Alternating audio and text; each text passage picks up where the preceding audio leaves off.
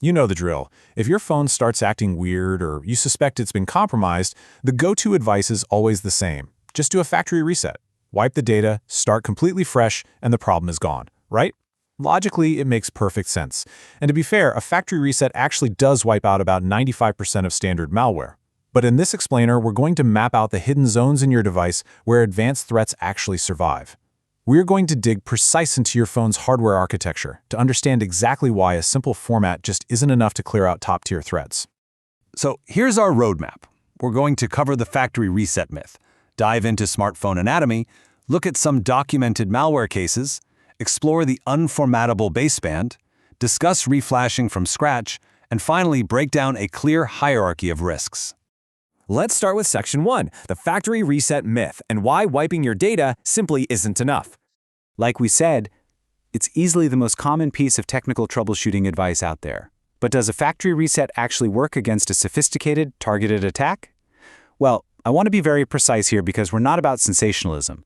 The kind of malware engineered to survive a hard reset isn't typically aimed at everyday users. It involves high-level, incredibly expensive targeting, usually directed at journalists, activists, or corporate leaders. But understanding exactly how this architecture works is absolutely crucial for everyone, because it reveals that mobile security is a lot more complex than just installing an antivirus app. Now, like I mentioned, for 95% of malware, a reset does the job beautifully. These are your run-of-the-mill threats living in downloaded apps, sketchy files, or browser history. A reset cleanly and effectively kills them. But those remaining threats? They aren't magic. They survive simply because they're designed to hide in areas of your phone's memory that a factory reset is completely blind to. Moving to Section 2, Anatomy of a Smartphone. Let's map out those hidden zones. To really understand this, visualize your Android phone's memory partitions like the floors of an apartment building. Think of the ground floor as the /data partition. This is where your installed apps, your photos, and your messages live. When you trigger a factory reset, it thoroughly wipes this ground floor clean.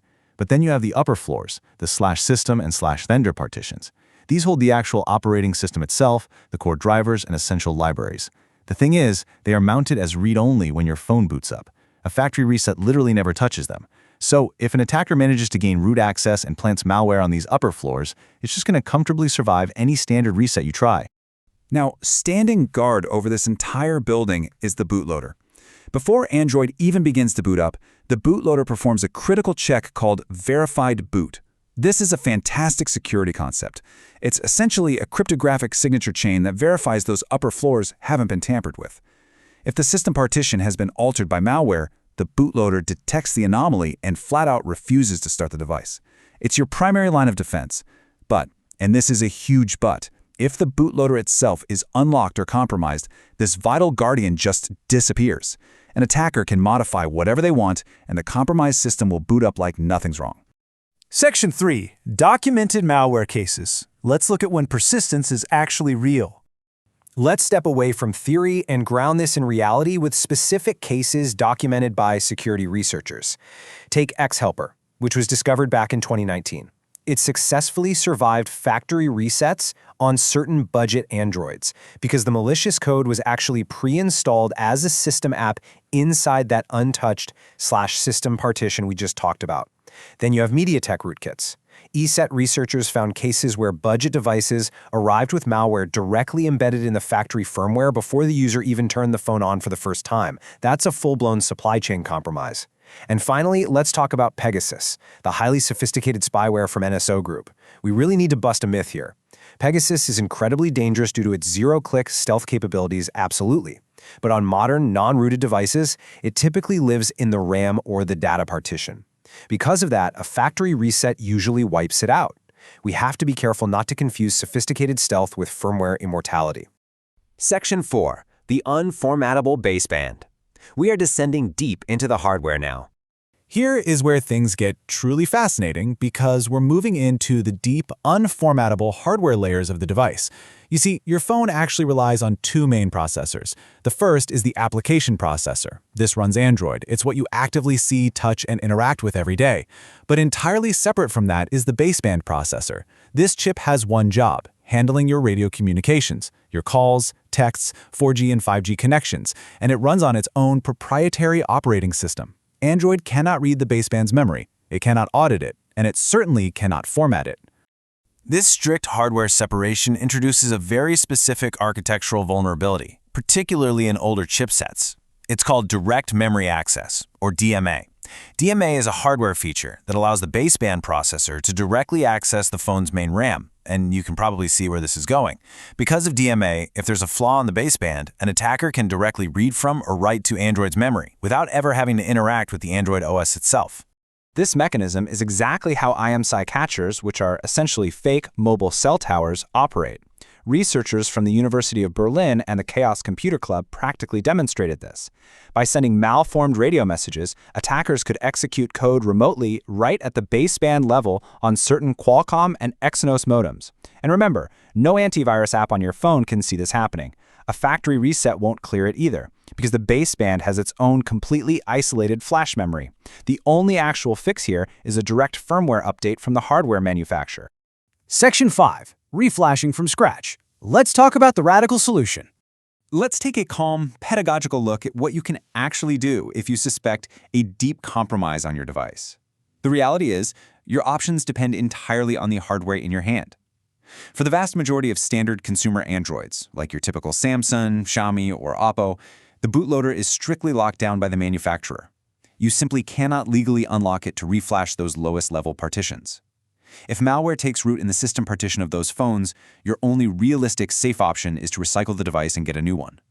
However, devices like Google Pixels purposefully allow users to unlock the bootloader. This gives you the power to perform a complete radical reflashing of the firmware from scratch. If you have that capability, here is how the process works. Step 1. Using a secure operating system like GrapheneOS, a web installer completely rewrites all the partitions via USB. Data, system, vendor, the whole slate is wiped clean. Step 2 is perhaps the most critical step, and the one people often forget. You must relock the bootloader. Doing this reactivates that verified boot process we discussed earlier, mathematically ensuring the phone won't boot if it gets compromised later. Finally, step 3 is hardware attestation. By using an app called Auditor alongside the phone's hardware-based Titan M security chip, you generate cryptographic proof that your newly flashed firmware is entirely pristine and unmodified. But keeping to our standard of precision, we have to acknowledge the limits here. Even this highly secure radical reflashing solution has a blind spot.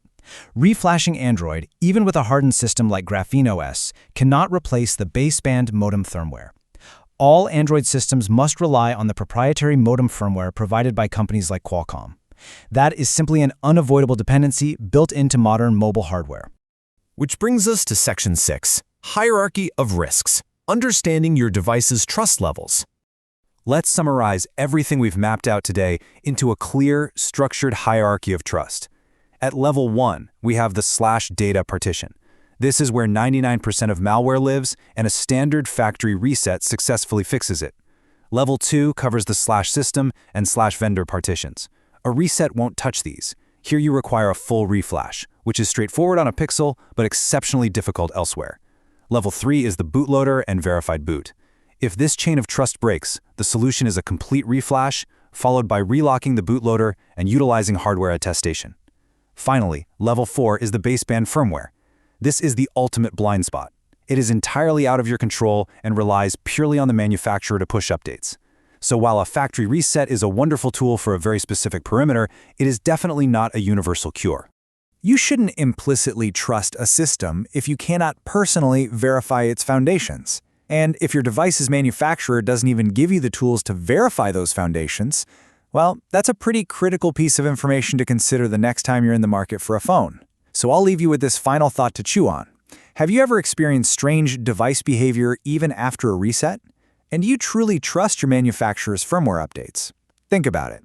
Thanks for joining me for this explainer, and stay secure out there.